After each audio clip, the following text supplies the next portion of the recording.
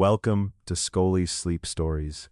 Before we begin, take a moment to get comfortable, let the day soften around you, and settle in for a calm documentary made for curious minds. If these stories help you rest, learn, or simply enjoy a quiet part of the day, please consider liking this episode and subscribing to the channel. Now, when you are ready, let us begin. Chapter 1: Before the Sheet. Hold a sheet of paper lightly between your fingers. It may be smooth or faintly textured. Its edges may be sharp and even, or softened by use. When it bends, it makes a quiet sound. Held toward a window, it gathers the light and reveals a delicate inner landscape of tiny fibers, subtle variations, and perhaps a watermark hidden within the pale surface. A sheet of paper feels simple, yet simplicity can be the result of a very long history. In the usual technical sense, paper is a thin sheet made from separated plant-derived fibers. The fibers are softened and suspended in water, then collected on a porous mold or screen that allows the water to drain away. The damp layer is pressed and dried. As it dries, the small fibers settle against one another and bond together, forming a surface that can be folded, carried, painted, printed, or covered with writing. This method did not appear at the beginning of writing. Long before people made paper, they found many other places for words and images. They worked with the materials around them, learning what could be shaped, smoothed, dried, rolled, folded, or bound. Each surface offered possibilities of its own. In ancient Mesopotamia, where great rivers crossed broad plains, clay was abundant.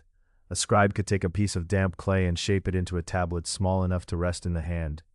With a pointed tool called a stylus, the scribe pressed signs into the yielding surface. The stylus did not move like a modern pen. It left impressions rather than trails of ink. Each deliberate touch made a small mark.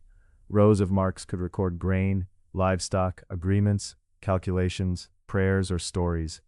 When the writing was complete, the tablet might simply be left to dry. Some tablets were fired, making them harder and more enduring. Clay had weight, but it also had strength. Under favorable conditions, tablets could survive for thousands of years. Through them, voices from distant cities have remained quietly present, their signs resting where a scribe's hand placed them long ago. Along the Nile, another writing surface grew beside the water. The papyrus plant rose tall in the wetlands of ancient Egypt. Its green stalk contained a soft inner tissue called pith. Craftspeople cut this pale material into thin strips. They placed one layer of strips in one direction and another layer across it, then pressed and dried them together. The result was a light writing surface with a subtle pattern of crossing lines. Papyrus sheets could be joined to form long rolls. A reader might hold a roll in both hands, opening one portion while winding another. Ink settled onto the prepared surface, and papyrus became important for letters, accounts, literature, and government records. It traveled around the Mediterranean and remained in use for many centuries. Its name is related to the English word paper, but papyrus is not paper in the modern technical sense. Papyrus is built from sticks arranged in crossing layers. Paper is made from many separated fibers suspended in water and gathered into a new sheet. The finished surfaces may sometimes appear similar, but the paths by which they are made are different. Both paths required patience and skill. In ancient China, writers often used bamboo or wood. Bamboo could be split into narrow slips and smoothed for writing. Wooden slips and tablets served a similar purpose. Characters were brushed or inscribed along their length. A single slip might hold only a small amount of text. For a longer work, many slips could be arranged in order and tied together with cords. Such a bundle could preserve laws, philosophical teachings, administrative records, or correspondence. When opened, the connected slips formed a sequence, one narrow piece following another. These materials were practical and familiar, though a long text made from bamboo could become heavy. Carrying a substantial work was quite different from carrying a modern book. The weight was not a sign of failure. It was simply one quality of the material, just as firmness and availability were useful qualities. Chinese writers also used silk. Silk was light and flexible, and a brush could move elegantly across it. A length of written silk could be rolled or folded, and it was easier to carry than a large collection of bamboo slips. Yet silk required careful labor to produce and was valuable. Using it for writing could be costly, especially for ordinary records. Elsewhere, people prepared animal skin as a writing surface. This material is generally called parchment. The skin was cleaned, stretched, scraped, and dried under tension until it became a firm, pale surface suitable for ink. Fine parchment could be remarkably thin, smooth, and durable. It was not merely a rough substitute for something better. In the hands of skilled makers, it became an elegant material, valued for important documents and carefully made books. The term vellum often refers to especially fine parchment, although its precise meaning has varied between regions and historical periods. Parchment could be rolled into a scroll. It could also be cut into leaves, folded into gatherings, and bound along one edge. This bound format is known as a codex, the ancestor of the familiar book shape. A scroll and a codex are formats rather than materials. A scroll describes a writing surface arranged in a long roll. A codex describes separate leaves bound together. Papyrus, parchment, and later paper could all appear in these forms. The shape of a book and the substance of its pages are related, but they are not the same thing. Across South and Southeast Asia, palm leaves provided another enduring place for writing. Mature leaves were selected, prepared, trimmed, and smoothed. Text could be written or incised along their long, narrow surfaces. Holes were sometimes made in the leaves so that a cord could hold a group of them together. Protective boards might be placed above and below the stack. The proportions of the leaf influenced the shape of the manuscript. Lines of text extended across a wide, narrow space, and readers and scribes adapted their work to the natural form of the material. Palm leaves supported manuscript traditions that continued in many places even after paper became available. People also turned to the inner bark of certain trees. Beneath the protective outer bark lies a softer layer that can sometimes be removed, soaked, and beaten. Repeated blows spread and joined the material into a broader, flexible surface. These bark-based sheets were used for writing, painting, textiles, ceremony, and other purposes in several regions. They are sometimes called bark paper, especially in everyday descriptions, yet their manufacture differs from pulp-based papermaking. The bark is beaten into a sheet, while much of its original structure remains connected, rather than being fully separated into loose fibers suspended in water. No single material answered every need. Clay was plentiful in one landscape but cumbersome for long portable texts. Papyrus was light and useful, but depended on particular plants and systems of production. Bamboo was strong and familiar, while silk was graceful and expensive. Parchment was durable and could be exceptionally fine, but preparing it demanded time, skill, and animal skins. Palm leaves and beaten bark worked beautifully within traditions shaped around local materials. These were not imperfect attempts to invent paper. They were complete technologies of their own, refined over generations. Each influenced how writing was arranged, stored, carried, read, and remembered. Nor did these older materials disappear as soon as paper arrived.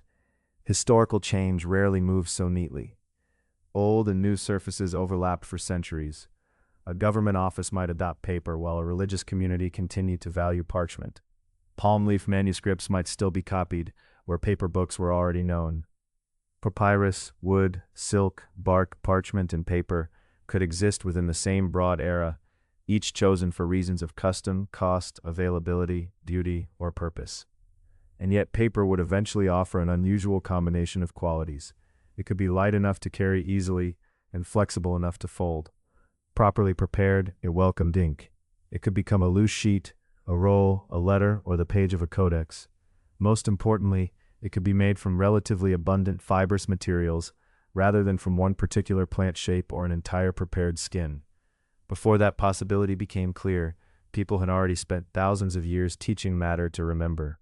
They had pressed signs into clay, brushed characters onto silk, written across papyrus, prepared pale parchment, smoothed palm leaves, and beaten inner bark into broad surfaces. Around the world, human hands had created places where a thought might remain after the speaking voice had faded. Then, in ancient China, another idea gradually took form. Instead of writing on a surface cut, stripped, or prepared largely as nature had shaped it, craftspeople began making a new surface from countless small fibers. The fibers would be loosened and softened, then set adrift together in water. From that quiet mixture, collected upon a screen, pressed, and left to dry, the paper sheet would emerge. Chapter 2. Fibers in Water. The first sheets of paper did not begin as smooth, pale surfaces. They began as plants, worn cloth, old cord, and other fibrous things that had grown in fields or served an earlier purpose. Only through patient preparation did these materials lose their former shapes and become something new. At the center of this transformation was water. In ancient China, a papermaker might gather hemp fibers, scraps of old cloth, or pieces of worn fishing net. Hemp was important in some of the earliest surviving examples. Its long, strong fibers could be twisted into rope or woven into cloth. Even when those objects became frayed or worn, their fibers could begin another life. Later Chinese papermakers used rami, bark from mulberry-related plants, old cloth, and fishing net fibers. Methods varied with the material available and the sheet desired. Wrapping paper did not need to resemble a delicate writing surface, and paper for brushwork required different qualities from padding or packaging. There was no single fixed recipe, but beneath regional and historical differences lay a steady sequence: collect and clean, soften and beat, stir and lift, then drain, press, and dry. First, the fibers were gathered and cleaned. Dust, knots, hard pieces, and unwanted fragments were removed. Bark might be stripped and its useful layers separated. Cloth could be washed and cut, old netting loosened and sorted. Each material had to be prepared before water could help remake it. Depending on place, period, and fiber, the material might be soaked, cooked, fermented, or otherwise treated. The purpose was to loosen the plant structure and make its fibers easier to separate. Water entered the material and time did part of the work. A tough stem, strip of bark, or tightly woven rag gradually became soft and pliable. After softening came beating. With patient, steady blows, the material was broken into smaller strands. The aim was not to crush it into dust, but to separate and shorten the fibers so they could spread through water and later settle together. The resulting soft mass of separated fibers is called pulp. Within the fibers was cellulose, the main structural substance in plant cell walls. It helps plants hold their form and supplies the basic material of a paper sheet. Countless tiny strands, once separated and placed in water, can be gathered into a new connected surface. The pulp was added to a vat, a large container of water, and stirred until fibers floated throughout the liquid. The mixture looked pale and cloudy, with no sign yet of a page. Loose strands drifted in different directions, or settled slowly until the water was stirred again. Cloudy water would become a sheet through the practiced movement of the papermaker's hands. The tool used to form a sheet was called a mold, a frame holding a fine screen through which water could drain. The papermaker lowered it beneath the floating pulp, then raised it with a shallow layer of the mixture resting across the screen. This movement required judgment. A measured lift, slight tilt, and gentle motion helped spread the fibers evenly. The sheet formed during the lifting itself as water flowed across and through the screen. Too many fibers in one place made a thick patch.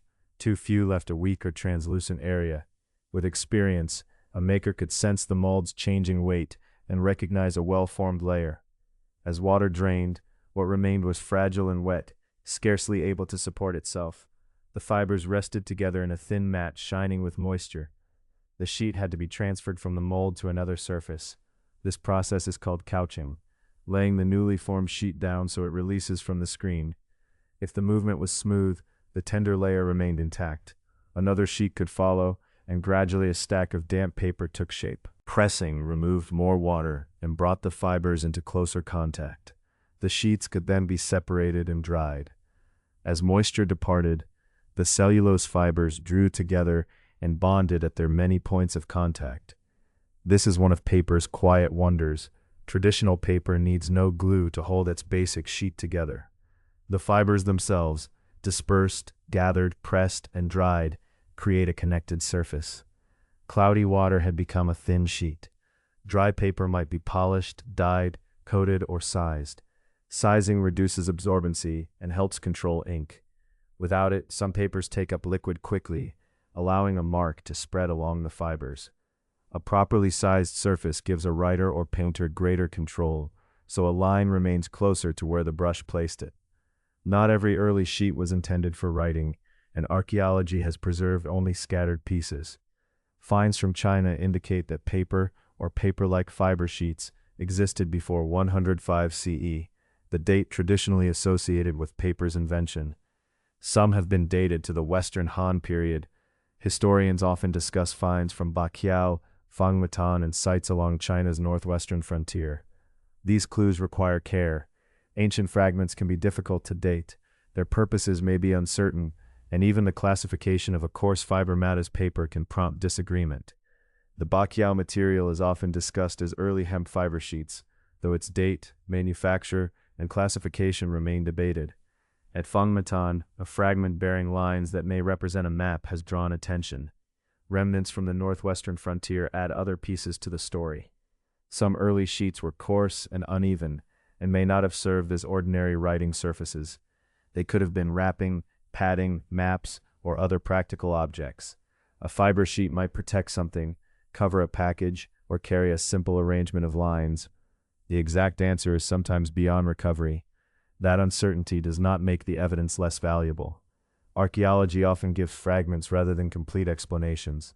A scrap of fiber, faint mark, or remnant may be all that survives from a craft practiced by many people. The makers may remain unnamed, their vats, screens, tools, and drying places vanished long ago. Still, the fragments suggest that papermaking did not appear finished and unchanging on one day. It developed through experiment, repetition, and accumulated skill. One maker may have found that a certain fiber softened well.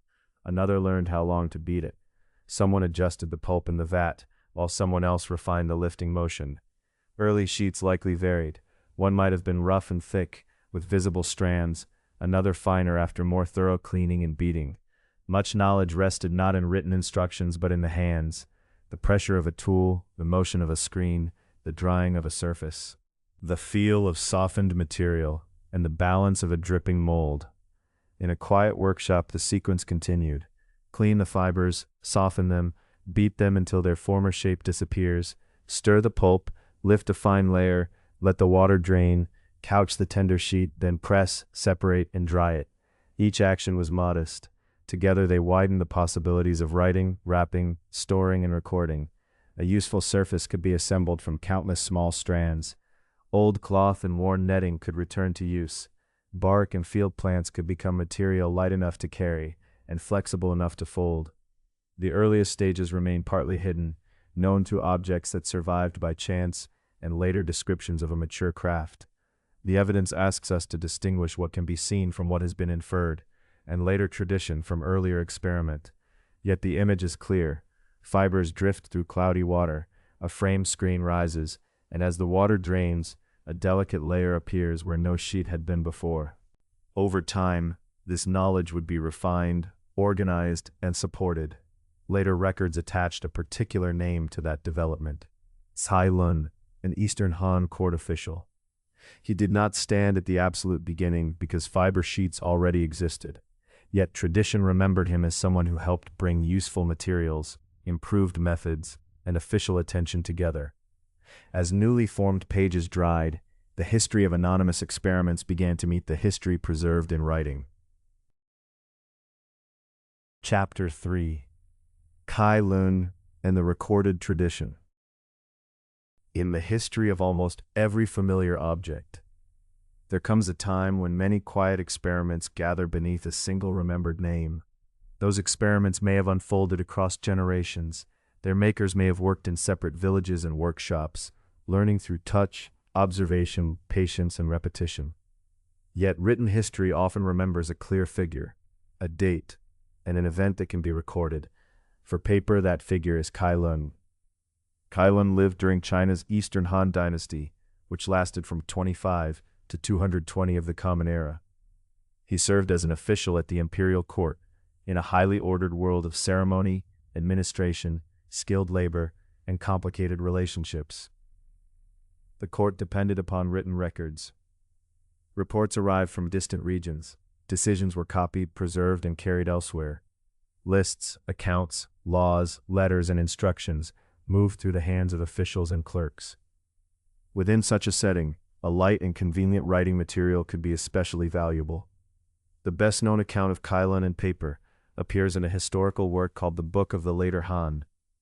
This book was compiled centuries after Cai Lun's lifetime, although it drew upon earlier records. According to its account, Cai Lun presented an improved method of papermaking to the imperial court in the year 105. That date has often been repeated as the year paper was invented. It is an appealingly simple idea: one official, one presentation, and one clear beginning. The surviving evidence, however, tells a more gradual story. Archaeological discoveries show that paper, or paper-like sheets made from fiber, existed before the year 105.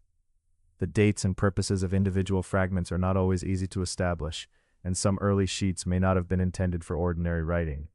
Even so, they show that the basic knowledge of turning plant fibers into thin sheets had already begun to develop. Kai Lun should therefore not be described as the certain sole inventor of paper. It is more accurate to understand him as a major figure in its recorded improvement, promotion, or standardization. He stands at a point where an older craft entered a lasting historical account and received the attention of powerful institutions. The distinction is gentle but important. An invention is rarely a single bright moment, separate from everything that came before. More often, it resembles a river fed by many small streams. One craft worker discovers that fibers soften after longer soaking. Another learns that repeated pounding makes the pulp finer. Someone changes the weave of a screen, allowing water to drain more evenly. Another maker notices that careful pressing produces a smoother and more useful surface. Such discoveries can pass from hand to hand without ever entering an official chronicle. A method may be taught beside a vat, demonstrated in a courtyard, or carried from one workshop to another. With each repetition, it may change slightly. It may become more efficient, more reliable, or better suited to the materials available nearby. The record associated with Kai Lun offers a glimpse of this accumulated practical knowledge. It mentions materials commonly translated as tree bark, hemp waste, worn cloth or rags, and old fishing nets. Each of these materials had already lived another life. Bark had covered and protected a growing tree. Hemp fibers may have remained after rope, cloth, or other useful goods were made. Worn fabric had passed through many hands and washings until it could no longer serve its original purpose. Old fishing nets had once spread through rivers or lakes, their threads moving through the water. Papermaking offered these materials a quiet renewal. They could be gathered, cleaned, soaked, and softened. Tough fibers could be separated from dirt, knots, and unwanted pieces. Water entered the material and loosened its structure. Pounding reduced it into smaller strands. Suspended in a vat, the fibers drifted through cloudy water. They were no longer bark, cloth, cord, or net, but they were not yet paper. A screen lifted through the mixture gathered a delicate layer. Water streamed away. The remaining fibers crossed and settled against one another. Pressing removed more moisture and brought the strands into closer contact. Drying completed the transformation. What had been worn out, discarded, or overlooked became a surface that could receive ink. The method was simple in outline, though difficult to perfect. A useful sheet required experience and judgment. Too many coarse fibers could produce a rough, uneven surface. Too few might leave the sheet fragile. The pulp had to be dispersed so that the screen could gather it evenly. The maker needed to lift the screen with a steady motion. Pressing and drying also demanded care. The surviving account does not tell us precisely which improvements Kai Lun personally devised. It does not reveal whether he designed new tools, selected better proportions of raw material, organized existing practices, or gathered knowledge from experienced workers. Several of these things may have occurred together. The written record preserves the official presentation. It does not preserve every workshop experiment, every local craft tradition, or every conversation beside a vat. That silence leaves room for many unnamed people. Court workshops depended upon networks of labor. Fibers had to be collected and prepared. Water had to be carried. Tools had to be made and maintained. Skilled hands tested the pulp and judged the forming sheets. Some workers may have inherited methods from families or local communities. Others may have adapted related forms of practical knowledge. Their names are mostly absent, but their skill remains within the finished object. Every well-made sheet reflects repeated practice. It holds an understanding of fiber, water, pressure, and time. As a court official, Kai Lun had access to another kind of influence. He could bring a method before the imperial court. Recognition from the court may have encouraged production, established confidence in the material, and helped useful procedures spread through official channels. A sheet that had once seemed experimental could gradually become an accepted tool of administration. The Book of the Later Han says that the resulting material was convenient and came into broad use. It was sometimes known as Marquis Kai's paper, referring to the noble title of Marquis that Kai Lun received. The name linked material, status, and memory. Paper had been noticed, described, and associated with official approval. Convenience mattered. Earlier writing surfaces continued to be used, and each offered its own advantages. Bamboo and wooden slips were strong, but a long text could become bulky and heavy. Silk was light and smooth, yet costly. Paper offered a useful balance. It could be made from relatively modest materials. It was light enough to carry, broad enough to write upon, and flexible enough to roll or fold. Its adoption did not happen everywhere at once. Craft production takes time to expand. Raw materials vary from place to place. Workers must learn how long to soak fibers, how firmly to beat them, and how to manage water through changing conditions. Scribes and officials must become accustomed to a new surface. Ink behaves differently on a porous fiber sheet than it does on silk, bamboo, or wood. Even with official support, the change would have been gradual. Older materials did not immediately disappear. Instead, paper joined them. For a time, several writing surfaces existed side by side, each chosen according to purpose, availability, custom, and cost. Kai Lun's biography was also connected to the complicated politics of the imperial court. Such courts could be places of learning, administration, and refined craft, but also of changing obligations and uncertain favor. Those details belonged to his life, though they need not define Paper's longer journey. His enduring place in this history rests chiefly on the recorded connection between his name and a practical method. That connection teaches us something about the way inventions are remembered. Tradition does not become meaningless when archaeology makes the story more complex. The account of Kai Lun may preserve a genuine turning point when existing techniques were improved, organized, promoted, or brought into wider official use. Archaeological evidence, meanwhile, reminds us that no single presentation in the year 105 can fully represent the beginnings of paper. Both forms of evidence matter. One gives us physical traces from before the famous date. The other reveals how later generations understood the development of the material. Together they offer a richer and more careful picture. Before Kai Lun, fibers had already been formed into sheets. Around his time, paper making may have become more reliable, more visible, and more strongly supported. Afterward, his name became a symbol of this broad historical development. It came to stand not only for one official, but also for the craft workers, collectors, experimenters, and administrators whose combined efforts helped paper endure. We may imagine the courtly presentation in quiet terms. Finished sheets lie ready for inspection, their pale surfaces formed from humble remnants. A sheet is lifted and turned in the light. Its weight is felt between the fingers. A brush touches the surface, leaving a dark line among the fibers. The significance rests in its usefulness. Old cloth and broken nets have become suitable for records. Bark and hemp waste have become a home for language. Materials once too ordinary to command much notice can now carry words beyond the room in which they were written. From the court, paper moves outward through patient human activity. Makers prepare more pulp. Clerks test the sheets in their daily work. Couriers carry documents along roads and waterways. Knowledge passes between workshops, changing as local fibers and local skills shape the craft. In time, paper will belong to far more than officials. It will enter the hands of artists guiding brushes across open space, monks copying teachings, merchants keeping accounts, and families preserving letters. Later still, printers will cover sheet after sheet with repeated words and images. The court record gave paper a memorable name and date. Many hands would give it a much larger life. Chapter 4. Paper in the Life of China. A brush descends toward a waiting sheet. Its hairs are dark with ink, and its movement is slow and practiced. The tip touches the surface. For a moment, the fibers hold a small pool of black. Then the hand moves, guiding the brush into a line that narrows, widens, turns, and comes gently to rest. In China, paper became much more than a surface for official records. Its place in daily life expanded gradually, through many dynasties, and across many regions. Government offices used it for taxation, accounts, instructions, and correspondence. Writers used it for letters and literary manuscripts.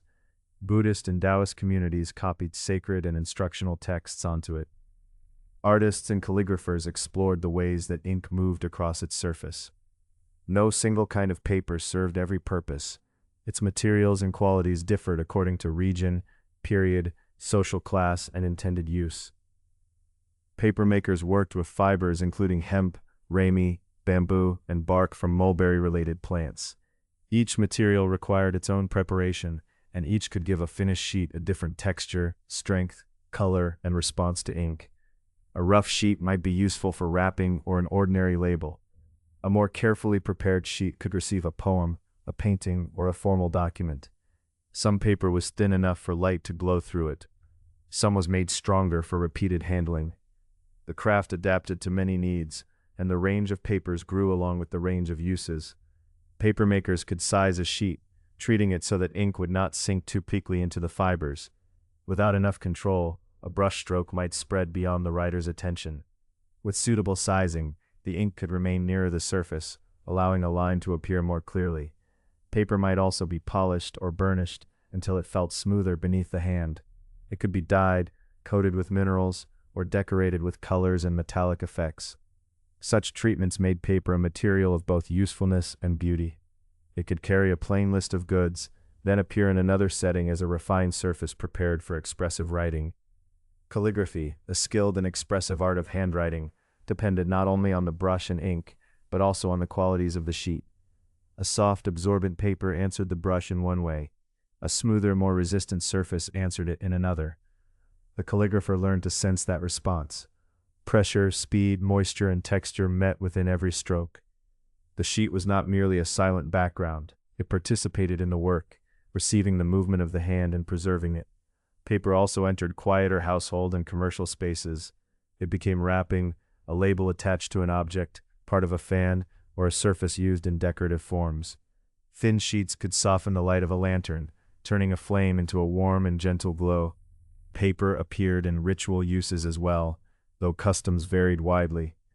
Household and sanitary uses are also documented, but these practices differed between times and communities.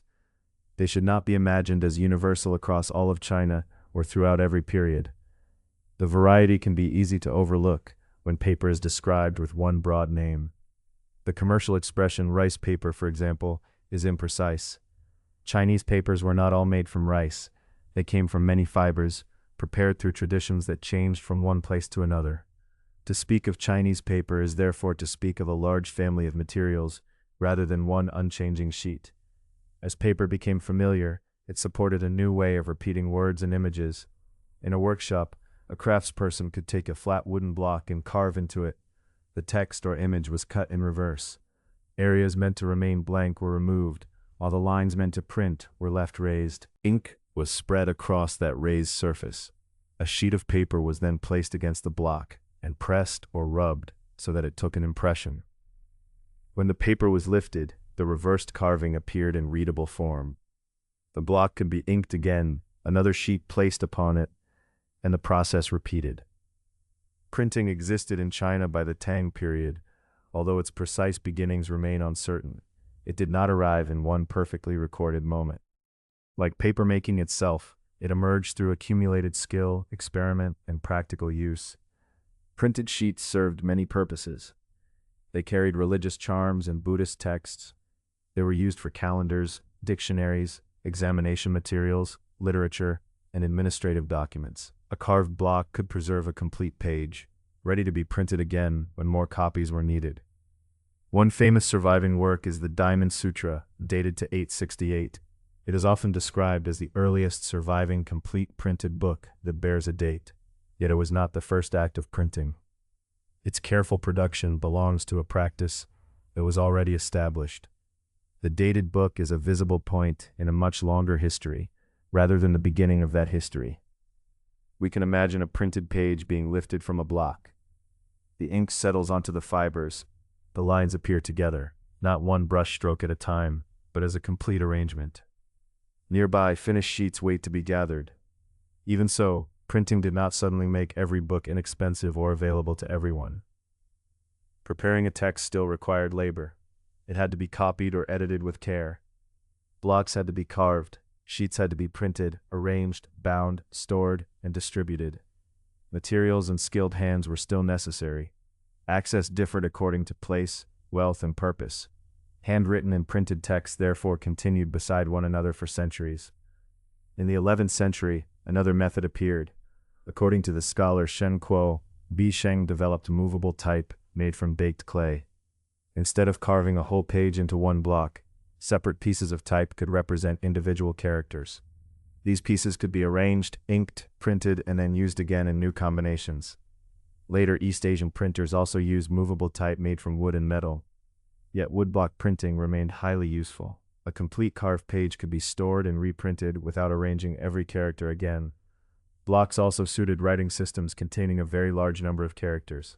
Movable type offered possibilities, but it did not simply replace the older method. The two approaches belonged to a broader landscape of printing practices. Paper's role extended beyond books and records. It eventually helped carry value itself. Before government-issued paper money became important, merchants had used deposit receipts and exchange notes. Such documents allowed value to be represented by writing on paper, rather than always moved in heavier forms. Government paper currency became especially significant under the Song dynasty and later under the Yuan. A printed sheet could circulate from one hand to another, supported by official authority and public confidence. Yet this system was not an uninterrupted success. There were periods of inflation, and trust in paper currency changed. A note could stand for value only while people believed that its promise would be honored. This was another expression of paper's unusual power. The same basic material could hold a brushstroke, a tax record, a sacred teaching, a printed calendar, or a promise of payment. It might be handled briefly and discarded, or preserved with care. It could serve the state, the marketplace, the temple, the workshop, and the writing room. Still, paper did not transform all of society at once. Its spread was gradual and uneven. Fine papers remained costly. Books demanded labor. Literacy and learning were not shared equally. Old materials and older habits continued, even as new practices grew around them. Yet with each letter, label, manuscript, printed page, lantern, and wrapped object, paper became more deeply woven into life. Its strength came partly from its adaptability. It could be plain or decorated, absorbent or carefully sized, delicate or durable. It could preserve a single hand's movement or receive the same printed image many times. Now a folded letter is placed with other belongings. A printed text is wrapped for travel. Bundles of fibers and knowledge of the craft move along nearby routes and across the sea. Papermaking will not remain one fixed tradition. In Korea and Japan, local materials and practiced hands will shape it again, creating papers with qualities and uses of their own. Chapter 5. Across Korea and Japan. A finished sheet rests lightly in the hands. Its surface may seem still, yet within it lies the memory of movement. Bark was harvested and steamed. Fibers were peeled, cleaned, softened, and beaten. They drifted through water, crossed one another on a screen, and slowly became a single flexible surface. As papermaking traveled beyond China, this familiar sequence traveled too. But it did not remain fixed. Craftspeople worked with plants found in their own regions. They adjusted tools and movements, refined methods, and developed papers suited to local forms of writing, printing, art, and daily life. Papermaking reached the Korean peninsula from China, although the precise date and route are not securely documented. Knowledge may have moved through many exchanges, carried by travelers, officials, craftspeople, and Buddhist communities. By the period of Korea's early kingdoms, papermaking was established there. Traditional Korean paper is generally known as hanji. The term includes varied papers and practices, rather than one unchanging material. Different workshops have used different methods, and the craft has developed over long periods of time. Even so, hanji is especially associated with the inner bark of the paper mulberry. The work begins well before a sheet appears. Branches are harvested, and the bark may be steamed so that it can be removed more easily. The useful inner layer is separated from the darker outer bark. It is cleaned with care, then cooked to soften the material and loosen what is not needed. After further washing and picking, the pale fibers are beaten until they can separate and spread through water. This preparation requires patience. A small piece of unwanted bark may be removed by hand. Tangled fibers must be opened without losing the qualities that give the finished paper its strength. The work is repetitive, but not careless.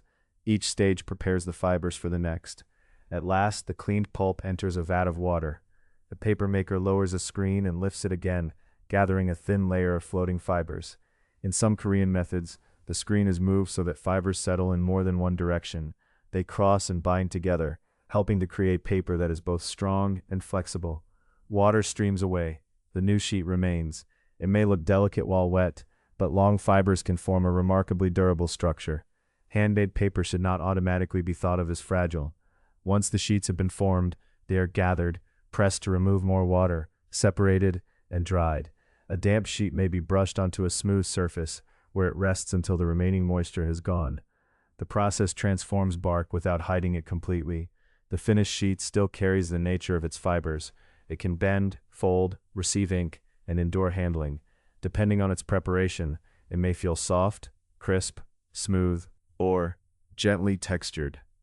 In Korea, paper became important to Buddhist texts, government administration, calligraphy, art, and printing. A brush could travel across kanji in a controlled line, leaving behind both words and the movement of the writer's hand. Official records could be gathered and stored. Religious teachings could be copied, studied, and reproduced. Korean papermaking and printing traditions became technically sophisticated. Wood blocks allowed complete pages to be carved, inked, and printed repeatedly. Korea also developed early printing with movable metal type, in which individual pieces bearing characters could be arranged to form a page. One important surviving work is the Jikji, printed in Korea in 1377. It is the oldest surviving book printed with movable metal type that has a securely established date. It should not be called the first metal-type book ever produced, since earlier works may once have existed and other developments preceded the surviving copy. What remains is a carefully dated sign of a mature printing tradition, supported by skilled metalworkers, printers, papermakers, and scholars. Paper was never merely a passive surface in this work. Its strength, texture, and absorbency affected every printed impression. A printer needed a sheet that could meet the ink evenly and lift away cleanly. The page was the quiet partner of the blocker type. From Korea, our path turns across the water toward Japan.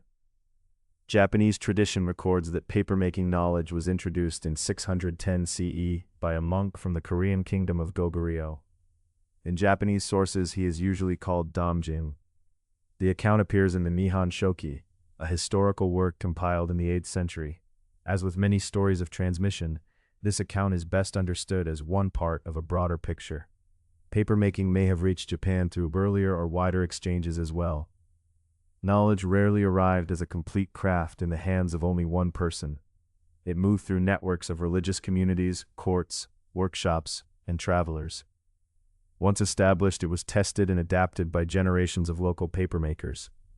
Traditional Japanese paper is known broadly as washi, meaning Japanese paper. Like kanji, washi is not one uniform substance. It includes many regional traditions, each shaped by available fibers, water, tools, and inherited workshop practice. 3 important fibers are kozo, mitsumata, and gampi. Kozo, or paper mulberry, provides long, strong fibers. Mitsumata is a shrub whose fibers can produce a fine, smooth surface. Gampi, another shrub, is valued for paper that may be fine, lustrous, and durable. The plants differ, and so do the papers made from them. Imagine kozo bark soaking in clear water. It has already been steamed and peeled. The darker outer material is removed, and the inner bark is cleaned. After softening and beating, the fibers open into pale strands. Released into a vat, they seem almost weightless, drifting apart and gathering again with each movement of the water. In some Japanese methods, a viscous formation aid called neri is added to the vat. Often derived from the plant Tororo aoi, neri helps keep the fibers suspended. It also allows the watery pulp to move across the screen in a controlled way. The papermaker dips, lifts, tilts, and rocks the screen. Water flows forward and back. Long fibers spread and cross. Excess liquid is poured away, and another movement follows. Slowly, an even sheet takes form. Not every Japanese paper is made with neri. and not every workshop uses the same rocking movement. Regional methods vary, as they have for centuries. Yet wherever the craft is practiced, the papermaker must attend closely to the behavior of fiber and water. A slight change in rhythm can alter the thickness and character of the sheet. Some traditional Japanese papermaking practices have been recognized by UNESCO. This recognition applies to selected practices, not to every form of washi, as though all Japanese paper were a single protected craft. The wider world of washi remains richly varied. These papers found places throughout Japanese life. Washi was used for books, calligraphy, and printed images. It became material for umbrellas, fans, lanterns, wrapping, and clothing accessories. It also softened daylight within buildings. In a wooden lattice fitting known as a shoji, translucent paper covers a light framework. Shoji may serve as screens, partitions, doors, or window fittings. They should not simply be imagined as paper walls, nor treated as ordinary exterior windows. Their purpose depends on the building and their placement within it. Light passing through a shoji loses its sharpness. The paper scatters brightness across a room, creating a calm, even glow. The fibers become visible only when one looks closely. From a distance, the sheet seems to hold daylight itself. Washi also became essential to Japanese woodblock prints. These works often depended on coordinated labor. A designer prepared the image. A block carver translated its lines and spaces into wood. A printer applied pigments and pressed paper against the carved surfaces. A publisher helped organize and circulate the finished work. Each person contributed a different skill. The paper had to withstand repeated contact with blocks, particularly when several colors were printed in sequence. A strong, long fiber sheet could accept layer after layer while preserving fine lines and areas of color. Across Korea and Japan, paper became more than a borrowed technique. It entered distinct cultural traditions and changed within them. Hanji and washi each name a broad family of practices, not a single recipe. Their histories belong to particular communities, landscapes, plants, and practiced hands. For a moment, we can remain beside the vat. Bark fibers drift through quiet water. A screen descends, then rises. The papermaker shifts its weight gently, guiding the fibers until they meet and overlap. Water falls back into the vessel with a soft, steady sound. Then the view begins to widen. Beyond the workshop lie monasteries, government offices, markets, harbors, and roads. Travelers carry texts and letters. Religious communities preserve teachings. Merchants move finished sheets alongside other goods. Craftspeople observe unfamiliar materials and adapt what they learn. From the gentle rocking of the screen, the history of paper now turns toward roads and mountain passes. Its journey will continue through Central Asia, not as one sudden transfer, but as a long process of exchange. Fiber by fiber, workshop by workshop. Chapter 6. Westward along trade routes. From the quiet workshops of Korea and Japan, our view now widens once more. Beyond the vat and the wooden screen lie long roads, mountain corridors, river valleys, ports, monasteries, markets, and towns. Along these routes, travelers carried letters and religious texts. Merchants transported bundles of finished paper beside cloth and other useful goods. Craftspeople moved from one community to another, bringing practiced hands and remembered methods. Paper's westward passage across Inner and Central Asia was not a single journey, nor did it follow one straight road. It unfolded slowly through many kinds of contact over long stretches of time. The routes, often called the Silk Roads, were not one narrow path drawn across a map. They were interconnected networks both over land and by sea, linking parts of Eurasia and Africa. One branch might pass through a mountain valley, while another followed a river or crossed an open plain. Maritime routes connected distant ports. Goods could travel along only part of the way before being exchanged, repacked, and carried onward by someone else. A sheet of paper might therefore move farther than the person who made it. It could leave a workshop in a racked bundle, pass through several markets, and eventually arrive in a place where no one yet produced the same kind of sheet. There it might be used for a letter, a record, or a sacred text. It might also invite careful attention. People could examine its fibers, its smoothness, its strength, and the way it received ink. Finished paper could travel as valuable merchandise before local manufacture was established or expanded. In this way, the material itself sometimes arrived before a community possessed all the knowledge needed to make it. A merchant did not need to understand the full craft to recognize that light, portable sheets were useful. A scribe could value paper without knowing how fibers had been soaked, beaten, lifted from water, pressed, and dried. Yet knowledge also traveled. Diplomatic missions moved between courts and political communities. Buddhist communities carried texts and maintained connections across great distances. Migration brought people with different skills into new regions. Trade created repeated meetings among merchants, officials, religious travelers, and artisans. Warfare sometimes displaced craftspeople or brought unfamiliar communities into contact. Each form of movement could contribute something to the wider story. This was not the movement of an unchanged recipe from one civilization to another. Papermaking depended upon materials, tools, water, climate, and local habits. Even when the basic principle was understood, the process had to be adjusted. The principle itself remained simple to describe. Fibers were softened and separated. They were suspended in water, gathered upon a screen, pressed and dried into a sheet. But every stage allowed variation. Different fibers behaved differently in the vat. Water affected the pulp. Screens could be constructed in different ways. Drying methods changed the finished surface. A successful papermaker learned not only a sequence of actions, but also how to respond to the materials at hand. As the craft moved west, makers increasingly used fibers recovered from old textiles. Linen and hemp rags became especially important in many Western regions, while cotton textiles could also provide usable fiber. Paper made primarily from old linen, hemp, or cotton cloth is known as rag paper.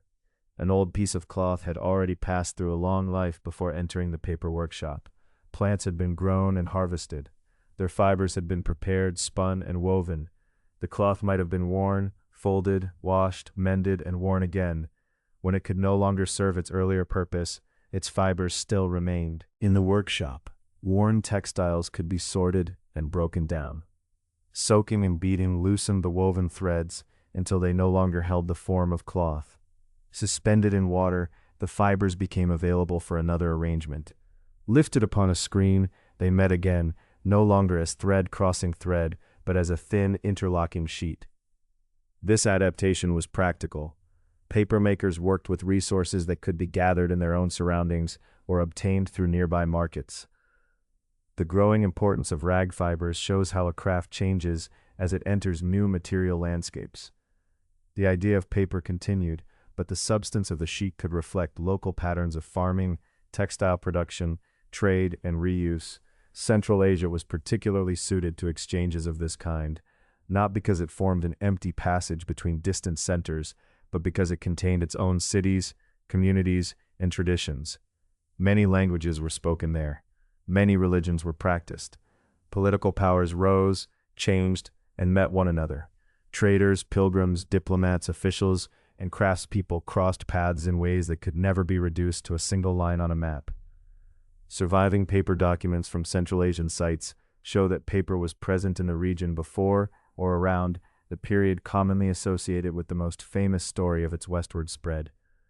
These surviving pieces matter because they offer physical evidence.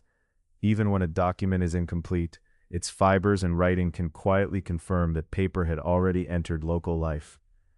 The famous account centers on the Battle of Talis in 751. It involved forces of the Abbasid Caliphate and the Tang dynasty, together with regional allies. The Abbasid Caliphate was a major Islamic empire founded in 750. According to a popular later story, Chinese papermakers captured after the fighting taught their craft in Samarkand. It is an appealingly simple account, with one event, one group of craftspeople, and one clear moment of transmission. Yet that version is not securely established by contemporary evidence. Later writers connected prisoners and crafts with the event, but the broader record suggests a longer and more complex process. Paper was already circulating through Central Asia, and knowledge could have moved through repeated contacts over many years. The remembered story may remain part of paper's history, provided it is held carefully. It should not obscure the quieter forms of exchange that left fewer dramatic narratives behind. A craft may spread when a worker settles in a new city, It may spread when neighbors observe one another's tools, when merchants create demand for a useful product, or when religious and administrative communities require more writing material. It may grow through many small acts of teaching, imitation, correction, and adaptation. So, we return from one famous moment to the broader landscape. A caravan approaches a market town at an unhurried pace. Among its goods are bundles protected by cloth or wrapping. Within one bundle lie finished sheets. They are light compared with many other writing surfaces, yet they carry value. Nearby, water moves along a stream. In a workshop, fibers soak until they soften. Hands sort old textiles. A tool rises and falls, patiently loosening the material. At the vat, clouded water settles after each movement of the screen. Some sheets remain nearby and enter local use, others travel onward. A page may bear words in one language, then be carried through a place where other languages fill the market. A religious community may preserve a teaching upon paper. An official may use it for a record or a message. A merchant may recognize it simply as a desirable commodity. The same material passes among many purposes without belonging to only one tradition. Among the cities connected with this history, Samarkand became especially famous as a center of paper production. This historic Central Asian city, in present-day Uzbekistan, stood within a landscape shaped by movement and exchange. Its name would become closely associated with well-regarded paper, although the exact beginning of its paper industry remains uncertain. That uncertainty is worth preserving. A famous center does not necessarily begin on a single known day. Production may grow gradually. A few workshops can become more numerous. Imported sheets may encourage local experiments. Experienced craftspeople may arrive, while local workers refine their own methods. Demand from markets, officials, scholars, and religious communities may support a craft until the city becomes widely known for it. In Samarkand, as elsewhere, paper-making belonged to a meeting of materials and skills. Water was needed to prepare pulp. Fibers had to be gathered, cleaned, and broken apart. Screens had to be made and handled with care. Wet sheets required pressing and drying. The work demanded patience because a thin page preserved the results of every earlier stage. If the fibers were poorly prepared, the sheet might be uneven. If they were distributed with care, they could settle into a useful surface, light enough to carry and strong enough to write upon. Repetition turned these judgments into craft knowledge. Day after day, the papermaker learned from the feel of the pulp, the movement of water, and the changing surface of the newly lifted sheet. From Central Asia, paper became increasingly known farther west. Bundles left markets and workshops. Techniques traveled with people. Local makers continued to adjust the process to available fibers and established forms of labor. There was no single border at which an eastern sheet suddenly became a western one. Instead, there were many regions of overlap, where materials, languages, and methods met. The history of paper in Central Asia is therefore a history of connection. Diplomatic missions, Buddhist communities, migration, commerce, warfare, and the movement of craftspeople all formed part of it. No single traveler carried the whole story. No single city possessed every answer. The craft advanced through accumulated experience, one exchange following another. For a moment, we can rest beside a stream near a workshop. Wrapped bundles wait in the shade. Inside, dry sheets lie one upon another, their pale edges forming quiet lines. Nearby, another batch is still becoming paper. Rag fibers drift through water. A screen lowers beneath the surface and rises again. Water falls away, leaving a delicate layer behind. Soon these sheets will move beyond Central Asia. Samarkand's paper will become known in wider markets, and papermaking will take a larger place within the cities of the Islamic world. The next part of the journey leads toward workshops and bureaus, libraries and copying rooms, where water, fiber, ink, and patient labor will support new worlds of scholarship and administration. Chapter 7. The Paper Mills of the Islamic World. From Samarkand and other centers in Central Asia, papermaking continued its gradual journey westward. Bundles of finished sheets moved with merchants, while knowledge of the craft traveled with artisans, workers, and observers. Over time, paper production expanded toward Iran and Iraq, then into Syria, Egypt, North Africa, and the Iberian Peninsula. This was not a single movement through a uniform world. The lands connected by Islamic societies differed in language, government, custom, climate, and local resources. Political borders changed, and methods varied from one workshop to another. Yet across this wide and diverse region, paper became part of an increasingly connected economy of administration, trade, scholarship, and books. By the late 8th and 9th centuries, paper was in significant use within the administration and intellectual life of the Abbasid Caliphate. Government bureaus required dependable surfaces for accounts, correspondence, reports, and records. Merchants needed contracts and lists. Scholars composed, copied, translated, corrected, and discussed texts. Paper did not replace every older writing material, but it offered a practical surface that could be produced in useful quantities. Baghdad became one of the most important centers in this broad paper world. Founded in the 8th century, the city grew into a major seat of government, scholarship, book production, and trade. Goods arrived by road and river. Officials worked in busy bureaus, while scribes and booksellers served the growing demand for written material. A paper mill is often said to have been founded in Baghdad around 794 or 795. This traditional date appears frequently in accounts of papermaking, but the exact nature and date of the establishment are not firmly documented. It is therefore better to imagine paper production becoming established through a developing network of craftspeople and workshops, rather than beginning at one certain moment.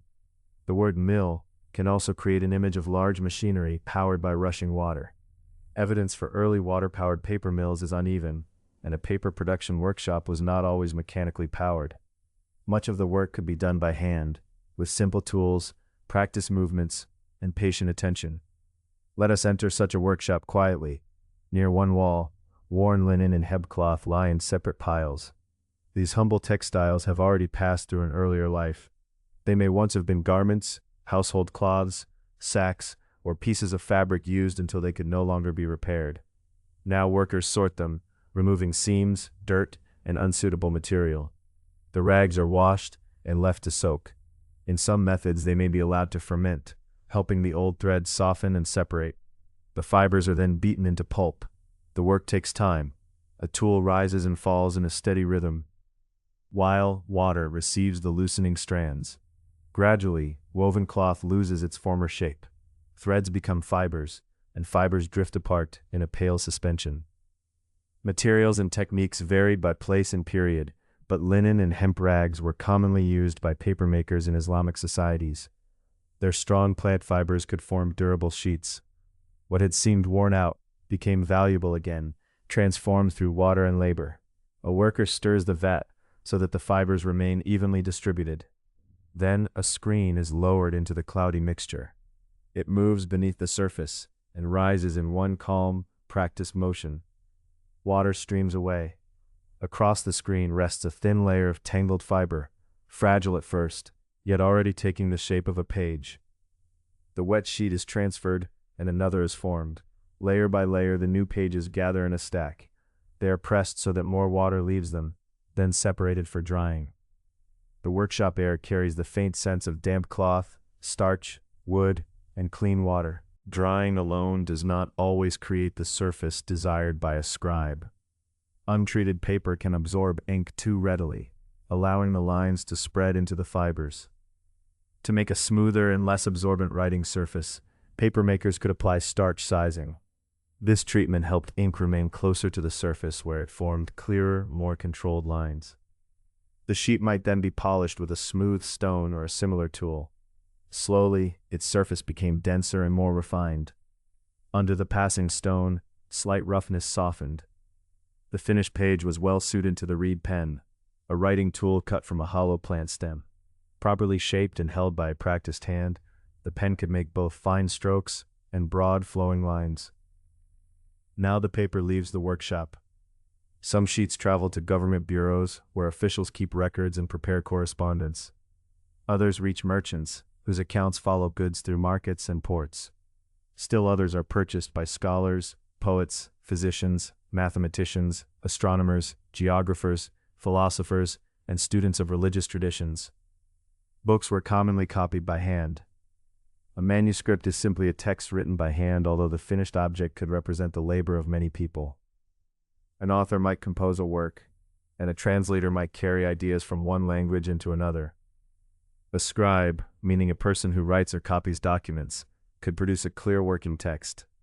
A calligrapher, skilled in artistic writing, might prepare especially elegant pages.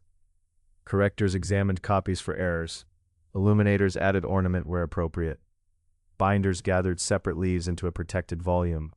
Booksellers connected manuscripts with purchasers, while readers gave the written words their continuing life. Together, these people belonged to a broad paper economy.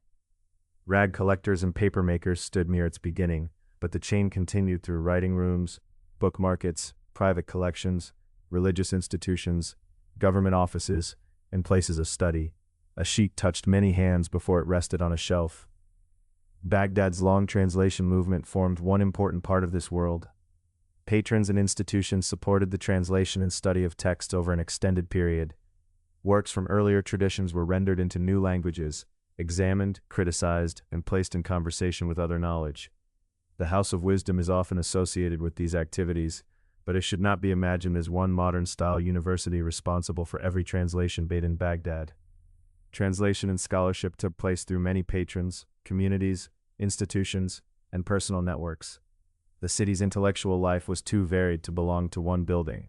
Nor were scholars in Islamic societies merely preserving earlier works. They produced original scholarship in mathematics, astronomy, medicine, geography, philosophy, religious learning, literature, and many other fields. They tested arguments, made observations, wrote commentaries, organized knowledge, and developed new questions. Paper gave this work a flexible and increasingly available home, though access to books was never effortless or equal. Libraries differed greatly in scale and purpose. A ruler's collection was unlike a scholar's working shelf, and an institutional library differed from the books kept by a private reader. Medieval reports sometimes describe enormous numbers of manuscripts, but such totals can be rhetorical or difficult to verify. A quieter image may be more useful. A room with shelves, boxes, or cupboards, each holding carefully copied works gathered over years. In such a room, a reader opens a manuscript. The polished paper gives a soft sound beneath the fingers. Dark writing rests clearly on the sized surface. Perhaps the margins hold corrections or notes from an earlier reader. The book is not untouched. It is part of an ongoing exchange between minds separated by distance and time. Paper also supported poetry, letters, stories, commercial calculations, and ordinary records. Not every surviving or remembered page contained a celebrated work. Many carried the daily details of government and trade. These practical uses were just as important to paper's expansion. Repeated demand encouraged production, and production made further writing possible. Parchment did not disappear. It remained important for some formal, religious, and prestigious texts. Different materials existed beside one another, selected according to purpose, means, custom, and availability. Paper's rise was gradual, and its place varied across regions. Even so, the growing use of paper changed the scale on which writing could circulate. A translated work might be copied for another reader. A poem could travel beyond the gathering where it was first heard. A commercial letter might cross a desert or sea. An astronomical table could be consulted, corrected, and copied again. Beyond Baghdad, workshops and book cultures flourished in many cities. Paper moved through Iran, Iraq, Syria, and Egypt, then farther across North Africa. Each place added local skill and preference. The Islamic world was never culturally or politically uniform, yet trade, scholarship, administration, and travel linked its many regions. At evening, the bustle of a book market begins to soften. A bookseller wraps a manuscript in cloth. Its pages may have begun as worn linen or hemp, sorted and washed in a distant workshop. The fibers were soaked, beaten, lifted from water, pressed, sized, dried, and polished. A scribe then covered them with careful lines, and perhaps a corrector reviewed the words before a binder gathered the leaves together. Now the finished volume is ready to travel. Carried through trade, diplomacy, and private journeys, paper moved toward the western Mediterranean. Some sheets were blank. Others already held accounts, letters, poetry, scholarship, or prayer. Across North Africa and the sea, the craft and its products reached Iberia, Sicily, and Italy. There, among merchants, rulers, scribes, and artisans, European papermaking, would slowly begin to take root. Chapter 8. Paper reaches Europe. Across the western Mediterranean, paper arrived by many paths. Some sheets came from North Africa into the Iberian Peninsula. Others passed through Sicily or traveled aboard merchant ships that linked distant ports. Books and documents crossed borders with diplomats, officials, scholars, and private travelers. Along with finished paper came knowledge of the craft itself, carried gradually from one workshop to another. Europe did not discover paper at a single moment. There was no one day when the material appeared and displaced everything that had come before. Its arrival was a long process of contact, experiment, trade, and adaptation. In one place, people might first encounter paper as the pages of an imported book. Somewhere else, it might appear as a merchant's account or an official letter. Only later would local production become established. The Iberian Peninsula was one of the important regions in this slow transition. For centuries, much of Iberia was connected to the wider Islamic world through government, scholarship, commerce, and craft. Paper and paper-making knowledge formed part of those connections. The city of Xàtiva, in present-day Spain, was noted for its paper in the 12th century. It is often identified as one of the earliest European centers of paper production. In and around such a center, the familiar work of the papermaker continued.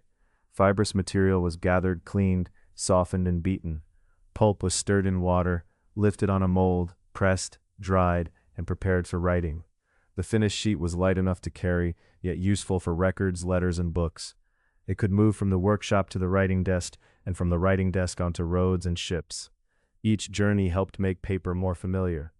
Manufacturing later developed in Christian-ruled parts of Europe as well. This did not mean that the earlier channels of exchange had closed.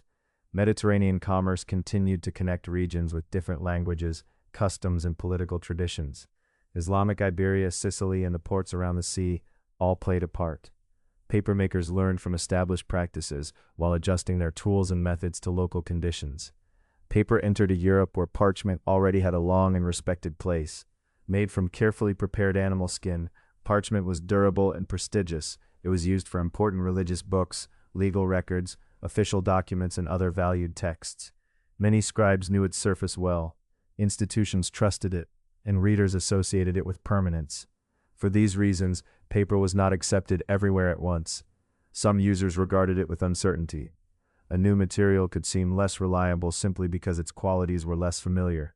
Paper might be chosen for one kind of document, while parchment remained preferred for another. The two materials existed side by side, sometimes within the same region and the same period. Gradually, however, paper's usefulness became difficult to overlook.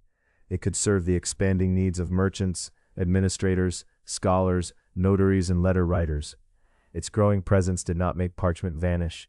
Instead, the balance shifted slowly as paper production widened and generations of users gained confidence in the sheets before them. From the 13th century onward, Italian cities became especially important in European papermaking. Among the best known was Fabriano. Its workshops became associated with strong, carefully finished paper and with several technical developments that shaped the European craft. These developments should not be imagined as the sudden inventions of one person. Crafts usually change through accumulated experience. One worker notices that a different tool produces a more even pulp. Another adjusts the preparation of the surface. Techniques pass between workshops, and small improvements become established through repeated use. Over time, a regional tradition takes form. Medieval Italian mills are strongly associated with water-powered stamping hammers for beating rags. Flowing water could help drive a mechanism that raised and lowered heavy hammers. In a steady rhythm, the hammers struck damp pieces of cloth, loosening and separating their fibers. This was one stage in a much longer process. The rags still had to be collected, sorted, cleaned, and soaked. The pulp had to be mixed with water and lifted carefully on a mold. Fresh sheets were pressed and dried, then treated so that they would receive ink in a controlled way. Water power assisted the demanding work of beating, but skill remained necessary at every step. The principal raw materials of European rag paper were linen and hemp textiles. Worn clothing and other discarded cloth could become valuable once again. Cotton fibers may also have been present in some regions, but the phrase cotton paper is often used too loosely. The composition of a sheet could vary, and broad labels do not always describe its fibers accurately. Rag collectors were therefore essential to the paper-making economy. They gathered worn textiles that households and other users no longer needed. A frayed linen garment, a hempen scrap, or a piece of cloth too damaged for its former purpose might still contain useful fibers. The journey from cloth to paper was a quiet transformation. Fabric that had once moved with a human body was cut and soaked. Its woven structure disappeared beneath repeated beating. Threads became loose fibers, and the fibers drifted apart in a vat of water. Lifted again on a mold, they settled into a new pattern. What had been cloth became a sheet ready for words. As demand for paper increased, the supply of rags mattered greatly. Papermaking depended not only on mill owners and skilled artisans, but also on the people who searched for, gathered, sorted, and traded old textiles. The clean page at a writing desk began with materials that had already lived another life. Italian papermakers also became associated with animal gelatin sizing. Without sizing, paper could be too absorbent. Ink might sink quickly into the fibers and spread beyond the line intended by the writer. A sizing treatment reduced this absorbency, helping ink remain nearer the surface. Animal gelatin provided European papermakers with a durable form of this treatment. Once sized and dried, a sheet offered the pen a firmer surface. The nib could move across it with greater control, leaving letters that remained clear rather than dissolving into feathery stains. Another development was the use of durable wire molds. A papermaking mold had to support a thin layer of wet pulp while allowing water to drain away. Its structure could leave subtle lines in the finished sheet. When held toward a window or lamp, the paper might reveal traces of the mold on which it had formed. These wire molds also made possible one of the most recognizable features of European handmade paper, the watermark. A watermark was created by attaching a design made of wire to the surface of the mold. As the papermaker lifted pulp from the vat, slightly fewer fibers settled over the raised wire. The paper in that area became a little thinner than the sheet around it. When dry paper was viewed normally, the design might be difficult to notice, but when the sheet was held to the light, the thinner area allowed more light to pass through. A pale image then appeared within the page.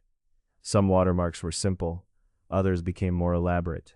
Whatever their shape, they were part of the sheet itself, formed while the wet fibers were settling. They were not drawn afterward with ink. The design rested quietly inside the paper, waiting for light to make it visible. Some of the earliest securely dated European watermarks come from late 13th century Italy. Their presence gives historians a useful way to study old sheets.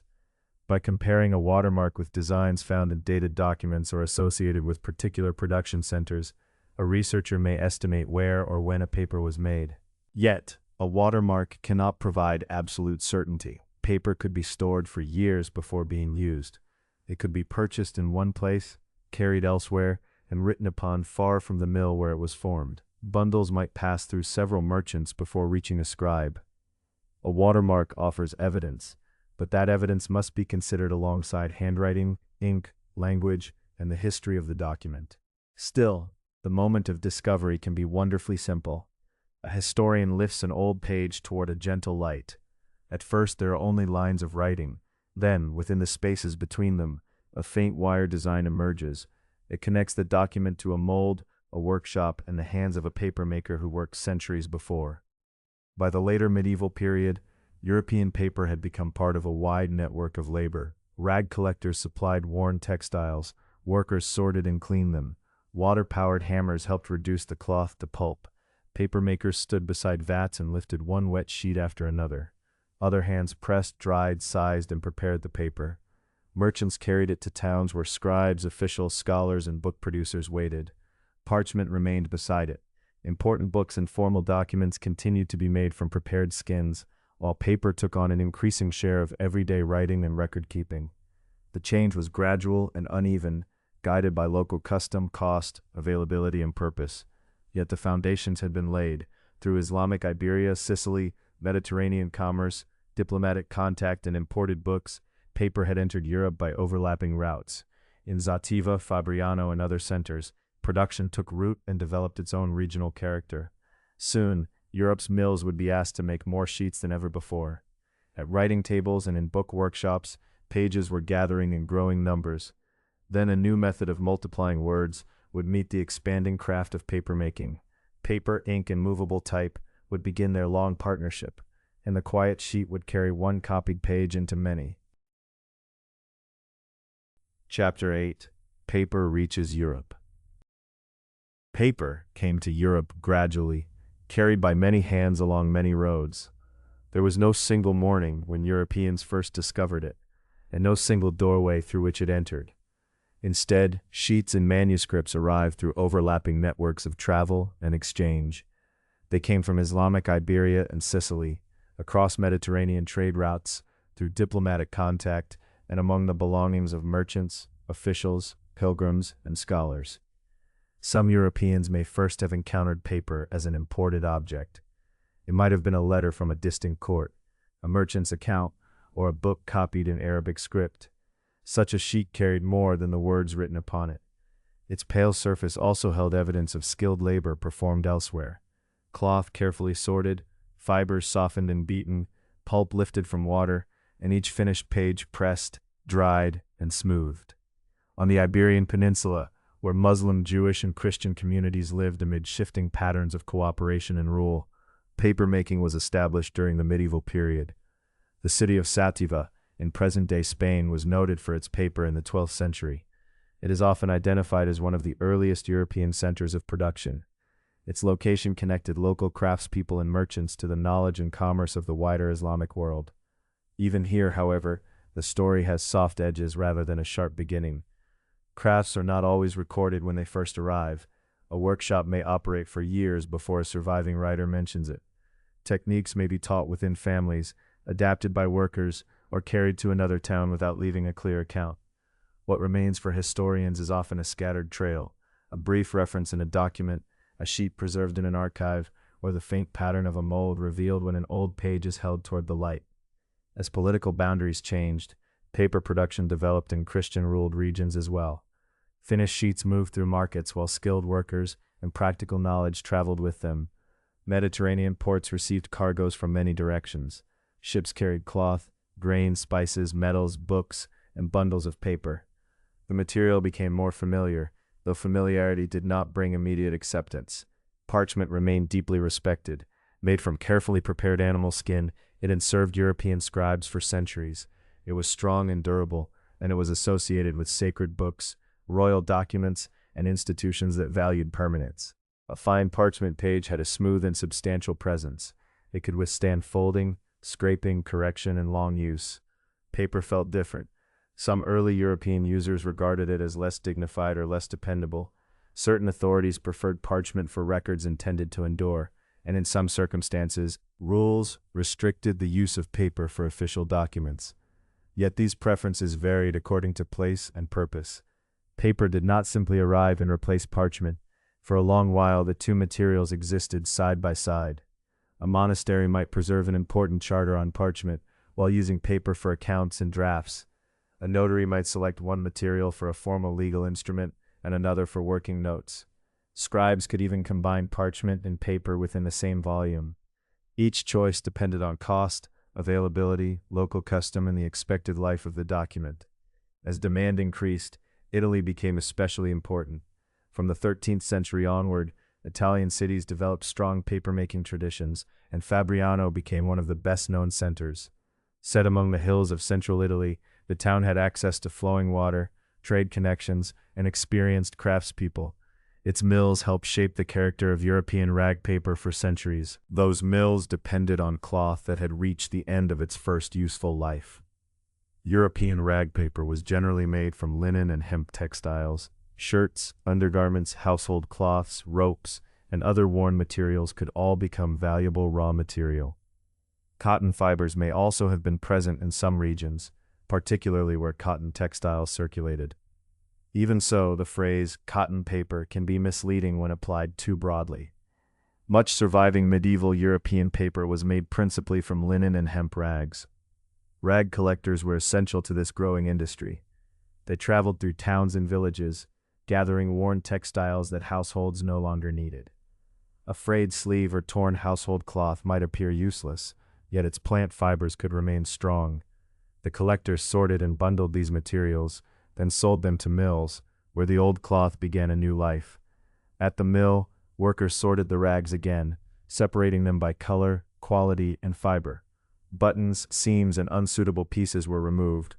The remaining cloth was cut into smaller fragments and cleaned.